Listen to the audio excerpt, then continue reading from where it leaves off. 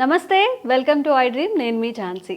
అయితే చాలామంది చీటికి మాటికి కోపడుతూ ఉంటారు. అసలు అక్కడ కోపడాల్సిన విషయం కూడా కాదు, ఎక్కువ ఎక్సైట్ అయిపోవడం, ఒక్కసారిగా అరవడం అలాంటివి చేస్తూ ఉంటారు. మరి అసలు ఎందుకు కోపం వస్తుంది?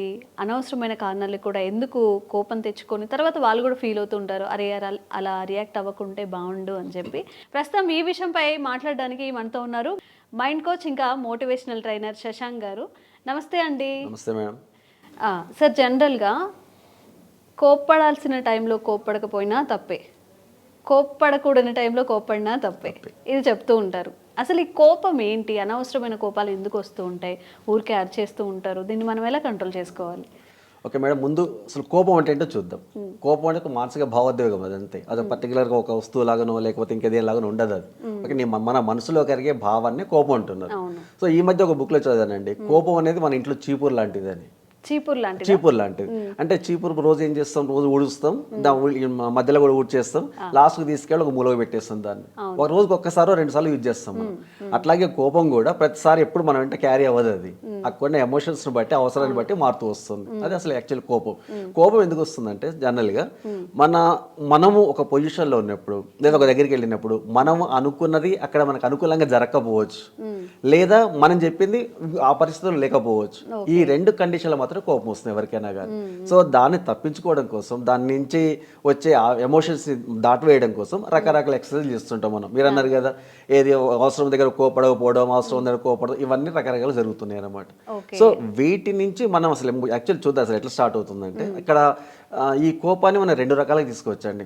కొన్ని కోపాలు ఏమో పాజిటివ్ వచ్చేస్తాయి, దానివల్ల పాజిటివ్ రిజల్ట్స్ వచ్చేస్తాయి. కొన్ని కోపాల వల్ల నెగిటివ్ రిజల్ట్స్ వస్తాయి. ఇక్కడ పాజిటివ్ రిజల్ట్స్ వచ్చాయంటే, మనం ఒక ఆఫీస్లో ఉన్నాం, మనం కింద ఉన్న ఎంప్లాయీస్ని తో పర్ఫెక్ట్గా వర్క్ చేయించాలి, ఎక్కువ వర్క్ చేసి కొంత కోపాన్ని నటించాలి తప్పదు. లేదా మన ఇంట్లో పిల్లవాడు ఉన్నాడు, వాడిని ఏదో రకంగా భయపెట్టి లేదా ఇంకో రకంగా కోపడి వాళ్ళతో చేయొచ్చు. అది పాజిటివ్ కోపం. అదే నెగిటివ్ కోపం అంటే అయిన దానికి కాదానికి బాగా కోపం వచ్చేసి మన బీపీలు పెంచుకొని, హెల్త్లు పాడు చేసుకొని, మధ్య రిలేషన్స్ పాడు చేస్తున్నారు ఈ కోపంతో. అవి వచ్చే నెగిటివ్ అనమాట. పాజిటివ్గా తీసుకోవచ్చు, నెగిటివ్గా తీసుకోవచ్చు. అసలు ఈ కోపానికి చిన్న ఎగ్జాంపుల్ చెప్తాను మీకు. ఒక వ్యక్తి ఆఫీస్ నుంచి ఇంటికి వెళ్ళిండు. ఇంటికి వెళ్ళినప్పుడు అక్కడ ఏం జరిగిందంటే, వాళ్ళ భార్యతో మంచిలు తీసుకురమ్మన్నాడు. ఆమె తీసుకొచ్చేటప్పుడు ఏమైంది, ఆ వాటర్ బాటిల్ కింద పడిపోయింది, మొత్తం బట్టల మీద పడ్డాయి. ఆయనకి చాలా సీరియస్గా ఎగురుతాడు, తిడుతుంటాడు. అవన్నీ బుద్ధి ఉందా, అదా ఇదా చూసుకోవాల్సిన పని లేదని ఎగురుతాడు. అక్కడ కోపం వచ్చేస్తుంది. ఇన్ కేస్ అదే వ్యక్తి ఆఫీస్కి వెళ్ళినప్పుడు వాళ్ళ బాస్ దగ్గర కూర్చొని వాటర్ తాగుతున్నప్పుడు ఆ బాటిల్ కింద పడుతుంది, వాళ్ళ బాస్ మీద పడుతుంది. అప్పుడు ఆయన ఏమంటాడు, ఈయన సారీ సారీ సారీ సార్ అంటాడు. అంటే 2 సందర్భాల్లో ఉన్న వ్యక్తి ఆయనే, రెండిట్లో అనుభవించింది కూడా ఆయనే. కానీ ఒక దగ్గర కోపం నటించండి, ఒక దగ్గర ప్రశాంతంగా ఉన్నాడు. అంటే అక్కడ ఏంటి, ఆ వ్యక్తుల మధ్య ఉన్న బంధాన్ని బట్టి కూడా కోపం ఎక్స్ప్రెస్ చేస్తారు అనమాట. మన పిల్లల్ని తిట్టినట్టు, భార్యను తిట్టినట్టు, ఆఫీస్లో వాళ్ళని మన పై బాసులు మనకు తిట్టలేదు, ఊరుకోరు కదా. అది మ్యాటర్. అంటే యాక్చువల్గా కోపం రావడానికి ఒక చిన్న ఇష్యూ ఉందండి. ఏంటంటే, ఫస్ట్ డైరెక్ట్ కోపం ఎవరికి రాదు. అక్కడ కోపం రావడానికి 4 దశలు ఉన్నాయి. ఫస్ట్ దశ ఏంటంటే, బాధపడతాం మనం. ఒక ఇన్సిడెంట్ జరిగినప్పుడు ఫస్ట్ బాధ అవుతుంది. ఆ బాధ తర్వాత వచ్చేది ఫ్రస్ట్రేషన్. ఆ ఫ్రస్ట్రేషన్ తర్వాత వచ్చేది ఏంటంటే, లోపల ఇన్ఫీరియారిటీ, అవన్నీ రకరకాల ప్రాబ్లమ్స్ ఉంటాయి. ఆ తర్వాత ఫైనల్గా వచ్చేది కోపం అనమాట. సో ఈ 4 దశల్లో ఏదో ఒక దశని, ఆ థాట్ ప్రాసెస్ని మనం మార్చగలిగినట్లయితే ఆ కోపం అక్కడే ఉండదు, అసలు ఉండదు. అంటే చిన్న ఎగ్జాంపుల్ చెప్తాను ఇక్కడ మీకు. అసలు కోపాన్ని మనం ఎట్లా కంట్రోల్ చేసుకోవాలి, అసలు ఎక్కడ కోపం పడాలనేది. ఒక అతను, అంటే జస్ట్ నేను ఒకసారి విజయవాడ బస్సులో వెళ్తున్నాను. నా పక్కన ఒక అతను కూర్చున్నాడు, ఆయన పక్కన ఇంకో అతను కూర్చున్నాడు బస్సులో. నా పక్కన కూర్చున్న ఆయన కాళ్ళతో నాకు గట్టిగా నెడుతూ ఉన్నాడు. చాలా కోపం వచ్చేస్తుంది నాకు, ఎన్నిసార్లు చెప్పినా వినట్లేదు ఆయన. ఆ తర్వాత నేను వెళ్ళి కండక్టర్కి చెప్పాను, నా వల్ల నా ప్లేస్లో నన్ను మార్చండి, నేను భరించలేకపోతున్నాను. ఆ కండక్టర్ వచ్చేసి అక్కడ మాట్లాడిన తర్వాత నాకు ఆ విషయం చెప్పండి. కండక్టర్ ఏంటంటే, నీ పక్కన కూర్చున్న వ్యక్తి పక్కన ఉన్న ఆయనకి లోపల యూరినరీ బ్లాడర్ తీసేసిండ్రు, ఆయన తీసేసి కాళ్ళ బయట పెట్టిండ్రు. దాన్ని కొంచెం కాపాడుకోవడం కోసం ఆయన పక్క ఆయన నేడుతున్నాడు, ఆయన మిమ్మల్ని నేడుతున్నాడు అన్నాడు. సో అప్పుడు నాకు అసలు ఆలోచన, కోపం ఉన్న ప్లేస్లో వేరే వచ్చేసింది, నాకు బాధ జాలి కలిగింది. సో అనవసరంగా కన్సర్న్ వచ్చేస్తుంది. సో అలా అనమాట, పరిస్థితులను బట్టి కూడా మన కోపాన్ని అవాయిడ్ చేసుకోవచ్చు, లేదా పోస్ట్ పోన్ చేసుకోవడం జరుగుతుంది అలాంటి పరిస్థితులు. అంటే అన్ని సిచ్యువేషన్స్ అలానే ఉండకపోవచ్చు. మనం కొన్నిసార్లు జెన్యున్గా కూడా మన వైపు కూడా జస్టిస్ ఉండొచ్చు. అంటే అక్కడ వేరే సిచ్యువేషన్, వేరే వాళ్ళు కూర్చొని ఉండొచ్చు, నిజంగానే మనకి ఇన్కంఫర్ట్ అయి ఉండొచ్చు. అయితే మీరు ఇందాక చెప్పారు ఎగ్జాంపుల్స్, మనం ఆఫీసెస్ దగ్గర ఒకలా ఉంటాము, ఇంట్లో ఒకలా ఉంటాము. జనరల్గా పిల్లల మీద ఎక్కువ కోపడుతూ ఉంటారు, చదువుకోలేదని కానీ, అల్లరి చేస్తున్నారని కానీ. ఫర్దర్గా పెద్ద అయ్యాక వాళ్ళలో ఇవి ఒక ట్రామా లాగా క్రియేట్ అయ్యే అవకాశాలు కూడా ఉన్నాయి. మరి దీని మీద ఏం చెప్తారు? అంటే అసలు కోపం పెట్టడానికి పిల్లలు పెద్దలు అట్లాంటిది ఏముండదండి, ఎవరికైనా వస్తుంది. మళ్ళీ చిన్న ఎగ్జామ్ కథలాగా చెప్తా చూడండి, మీకు తెలిసిపోతుంది. మీరు ఇద్దరు ఆఫీస్ నుంచి మీరు ఆఫీస్లో వర్క్ చేసిండ్రు, మీ బాస్ మిమ్మల్ని తిట్టిండు, దాని లోపల మీ మనసులో అట్లే ఉండిపోతుంది. అట్లే చక్కగా ఇంటికి వెళ్ళిపోతారు. ఇంటికి వెళ్ళిపోయిన తర్వాత మీరు ఓపెన్ చేయగానే మీ ఇంట్లో వాళ్ళు ఎవరో ఒకరు పెద్దవాళ్ళు వస్తారు, వచ్చేసి నీకు టీ కావాలా కాఫీ కావాలని అడుగుతారు. అప్పుడు ఆ విషయం మీద ఏమంటారు మీరు సీరియస్గా? ఏంటిది నీకు ఎన్నిసార్లు చెప్పలే, బుద్ధి ఉందా నీకేమన్నా, కాఫీ టీ ఇప్పుడు అడుగుతున్నాం అది ఎగురుతారు. అది ఇంట్లో వాళ్ళ మీద పడుతుంది. వాళ్ళు ఆటోమేటిక్గా అదే టైంలో ఒక చిన్న పిల్లవాడు వచ్చాడు అక్కడి నుంచి ఆడుకుంటూ అలా చేసుకుంటూ వచ్చాడు, ఆ కోపం వాడి మీద పడుతుంది. అది వాడి మీద పడుతుంది.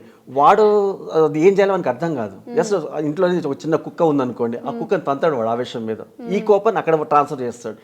కొద్దిసేపు అయిన తర్వాత ఏమవుతుందంటే ఆ కుక్క పిల్ల మళ్ళీ వచ్చి వాళ్ళ నాన్న గరుస్తుంది. ఆ కోపం దాన్ని ఏం చేయాలి అర్థం కాలేదు. అంటే ఇవన్నీ కూడా ఒక లింక్ అనమాట. ఒక దగ్గర కోపపడినట్లయితే ఆ కోపం ఆ ఫ్యామిలీ మొత్తాన్ని వస్తుంది అనమాట.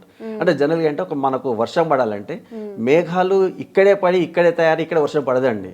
ఎక్కడో పడ్డ మేఘాలు ఇక్కడ నుంచి వర్షిస్తాయి. అంటే అదే కాన్సెప్ట్ ఇక్కడ కూడా వస్తుంది. కోపం అనేది మన దగ్గర ఇక్కడ ఈ క్షణంలో వచ్చింది కాదు, అది దీని ఇంపాక్ట్ వెనక ఎక్కడో కథ జరిగి ఉంటుంది, అది మనకి ఇక్కడ కోపం వస్తుంది. మరి ఇక్కడ ఎవరిది తప్పంటారు? ఎవరు కంట్రోల్ చేసుకుంటే అంటే అక్కడ పరిస్థితులు కూడా ఆలోచించాలండి. అక్కడ ఉన్న పరిస్థితి ఎవరిది తప్పనడానికి లేదు. జస్ట్ వచ్చిన కోపాన్ని ఒక 2 నిమిషాలు లేదా 1 నిమిషం కొంచెం దాన్ని ఆలోచించినట్లయితే, లేదనుకుంటే నా పరిస్థితులు కూడా మీ పొజిషన్ నేను వచ్చేసి ఆలోచించినట్లయితే అక్కడ కోపం రాదు. ఆలోచించాలి తప్పదు. ఎందుకంటే కోపం లేకపోతే ఇట్లాంటి విషయాలు వచ్చినట్లయితే మీ మధ్య ఉన్న సంబంధాలు తెగిపోతాయి. ఆ తర్వాత మనం బాధపడ్డా అతకవు మళ్ళీ ఇంకా. సో ఈ చిన్న ఎమోషన్ అది ఓన్లీ సైకాలజికల్ ఎమోషన్, అది వేరే ఇంకేం కాదు. కాబట్టి ఈ ఎమోషన్ ని మనం కంట్రోల్ చేసుకున్నట్లయితే ఆటోమేటిక్ గా తగ్గిపోతుంది. ఏదో అంటారు కత్తిపోటునైనా వెనక్కి తీసుకోవచ్చు కానీ అన్న మాట వెనక్కి రాదంటారు. అంటే అక్కడ మాట వేరు, ఇక్కడ కోపం వేరు. మీరు మాట పడ్డా ఇంకా వేరే ఉన్నా అది అయిపోతుంది. కానీ కోపం వల్ల నేను ఎమోషన్ లో ఉండి మీరు ఎమోషన్ లో ఉండి ఉన్నదనుకోండి, ఇద్దరు యాక్చువల్ ఇంట్లో జరిగినా కానీ అది భార్యాభర్తల మధ్య సంబంధం క్లియర్ గా ఉండదు, అది దెబ్బతింటుంది అక్కడ. సో ఏదో ఇష్యూ వచ్చినప్పుడు జస్ట్ ఒక 2 నిమిషాలు 2 సెకండ్స్ మీరు పాజ్ ఇచ్చినట్లయితే, కొంచెం గ్యాప్ ఇచ్చినట్లయితే ఆ గ్యాప్ లో మీ ప్రశాంతత వచ్చేస్తుంది. సో మీరు కొంచెంసేపు ఆలోచించండి, ఆటోమేటిక్ మీ కోపం అనేది ఉండదు. మనం అవతల వాళ్ళ సిచువేషన్ నుంచి ఆలోచించాలి. ఎదుటి వాళ్ళ దగ్గరికి వెళ్ళాలి. ఇంతకుముందు చెప్పాను చూడండి, నా పక్కన కూర్చున్న వ్యక్తి కాక ఆ పక్క వ్యక్తికి కిడ్నీది తీసేసిందని. సో అదే సిచ్యువేషన్ ఆయన గురించి ఆ పొజిషన్ ఇమీడియట్ వెళ్ళిపోయాను అక్కడికి, వెళ్ళిపోయేసి నాకు ఆయన మీద జాలి కలిగింది. సో అట్లా అనమాట. అదే ఒక నిమిషం ఆగేసి ఎందుకు కోపడాలి అనేది కొంచెం ఆలోచించుకుంటే చాలా వరకు రిలేషన్స్ బాగుంటాయి. ఎందుకు కోపడం అనుకున్నా జస్ట్ ప్రశాంతతగా ఉన్నా చాలు, ఒక 2 నిమిషాలు లేదా 1 నిమిషం ఆ గ్యాప్ ఇచ్చినట్లయితే కోపం తగ్గిపోతుంది. ఈ చిన్నదాన్ని పెట్టుకొని మనం చాలా సాగదీస్తాం, ఎమోషనల్ ఇమీడియట్ దెబ్బతిలా ట్రై చేస్తాం, అదే ఆగమాగం చేస్తాం, ఈవెన్ ఫ్రెండ్ సర్కిల్ లో వస్తుంది, ఆఫీస్ లో వస్తుంది, ఇంట్లో వస్తుంది. అంత అవసరం కాలేదు కదండి. సో అంత ప్రశాంతంగా ఉంటే ట్రై చేద్దాం. ప్రశాంతంగా ఉన్నట్లయితే కుటుంబంతో సహా మన పరిసరాలు, మన పనిచేస్తున్న ప్లేస్ అవన్నీ కూడా మనల్ని అట్రాక్ట్ చేస్తాయి, హ్యాపీగా వర్క్ చేసుకోవచ్చు, పీస్ఫుల్ గా ఉంటుంది. నిజంగా ఒక క్షణం ఆలోచిస్తే బాగుంటుంది కోపం రానికుండా. ఎలాంటి మరి మన ఒక్కసారి విపరీతమైన కోపం వచ్చినప్పుడు మీరు అన్నారు ఆఫీస్ అని మనం కోపడలేము, ఇంట్లో భార్య మీద అయితే కోపడతారు. అంటే భార్య వైపు మాట్లాడానని కాదు కానీ జనరల్గా మళ్ళీ అక్కడ నుంచి సైకిల్ మీరు చెప్పినట్టు పిల్లల దగ్గర నుంచి అంతా రొటేట్ అవుతూ ఉంటుంది. మరి అంత కోపం వచ్చినప్పుడు మనం ఎలా కంట్రోల్ చేసుకోవాలి? ఏమైనా టిప్స్ ఉన్నాయండి దీనికి? ఫస్ట్ కొన్ని రకాల టిప్స్ ఏంటంటే, మీరు గతంలో చెప్పుకుంటూ వచ్చారు, కొన్ని కోపం వచ్చినప్పుడు కొంచెం పాజ్ ఇచ్చేసి 1 2 3 4 10 వరకు లెక్క పెట్టండి అని అవన్నీ చెప్పుకుంటూ వచ్చారు. అసలు పాసిబుల్ అవుతుంది. కౌంట్ చేయడం వల్ల ఏమవుతుందంటే కొంత గ్యాప్ వస్తుంది, ఆ ఇష్యూ నుంచి కొంత గ్యాప్ వస్తుంది, ఆ గ్యాప్ తో కూల్ అయిపోతుంది. ఇక రెండవది ఏంటంటే మనం పర్సనల్ గా మెడిటేషన్ ప్రాక్టీస్ చేయాలండి. మెడిటేషన్ చాలా ఇంపార్టెంట్. ఆ తర్వాత ఇట్లాంటి కోపాలు ఇట్లాంటి ఇష్యూస్ వచ్చినప్పుడు దానికి ఇమ్మీడియట్ గా యాక్ట్ అవ్వకుండా, ఇమ్మీడియట్ గా రియాక్షన్ ఇవ్వకుండా ఓన్లీ సింపుల్ కొంచెం ప్రశాంతంగా అన్నట్లయితే అది మనకు తగ్గిపోతుంది.